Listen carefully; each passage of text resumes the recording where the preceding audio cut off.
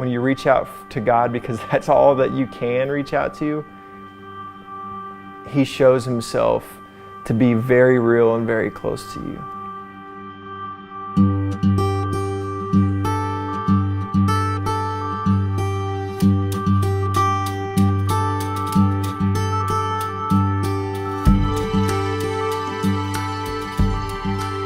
Whenever I was a young kid, I always wanted to be a country singer, a pastor, and a professional football player.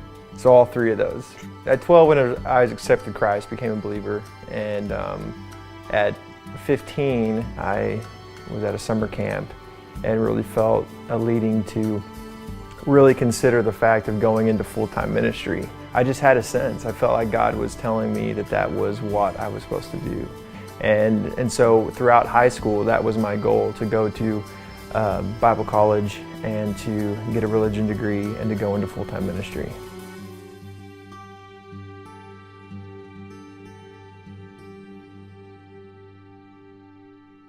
When I first got to college is whenever I met Jen. So I was 19 at the time. I met her. I dated her for a couple years. I got married in 2002, and I was young. I thought I had this picture of what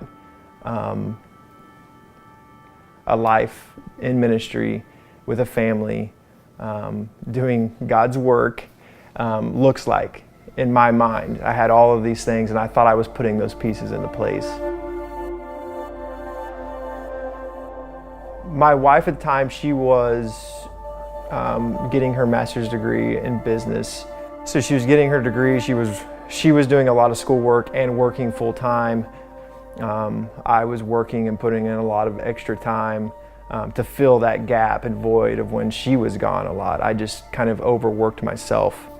That's pretty much what our life had become, is just two completely separate lives. 06, actually, it was in December. And when I went home, I realized something was wrong. All the lights were on in the house, but her car wasn't there. And I wondered what was going on.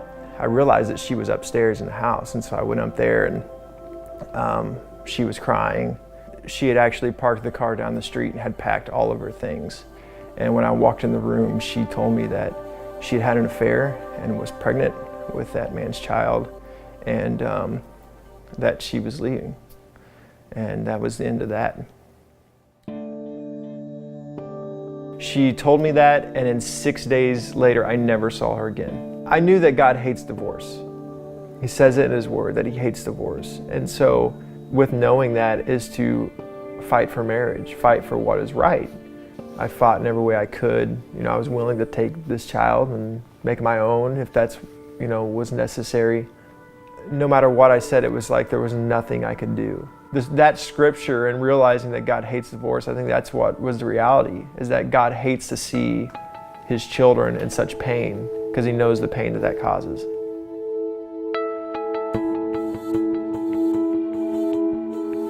It amazed me how much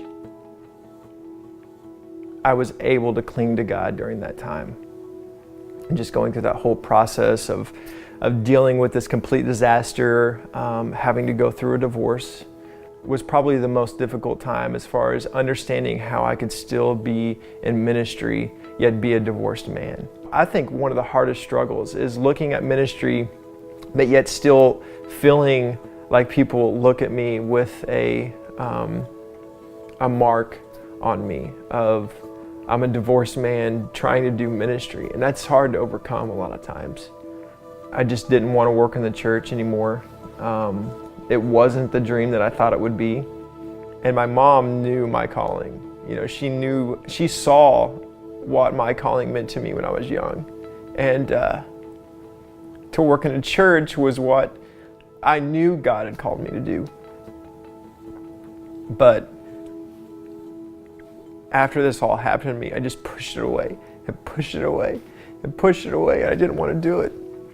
It really was like this spiritual battle for me of, do I give up on God's calling, or do I go into ministry again? I'm crying at lunch with my mom. My mom just says, "Beau, you know what your calling is, and stop running from that." And And so that was kind of a waking up point for me after this had all happened, that I really felt like I had passed in life to really just go off the deep end. No one would really judge me if I just threw away my life, did whatever I wanted to as a young 20-something single man, and just kind of lived that lifestyle. I felt like I had a pass to do that if I wanted to. I almost made that decision.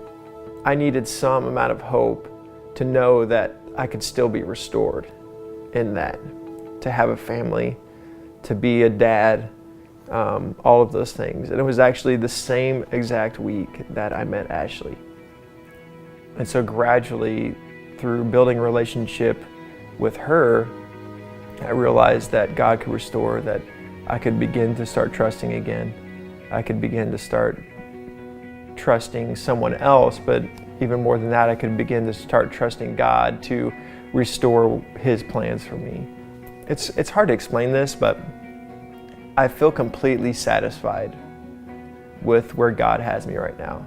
Me staying faithful to Him has allowed Him to work and continue to work in me. But I'm at a place right now that I see how God has restored. He has given me a wife that is exactly what someone who has gone through what I've gone through needs. Is the most faithful person. She is loving in every way. She's an amazing wife, amazing mother, and to now have, Jensen, our son, and we just had recently this last year had a new child, Lincoln. He's a year old, and to see how God has restored. I mean, it's amazing to look at it now, because at that time, after all of that happened, I felt like I can never really have true happiness. Trusting in God and allowing Him to do this, it's far beyond the happiness that I thought that I could have. It really is to the point of just being satisfied where God has me right now. It's a pretty awesome place to be.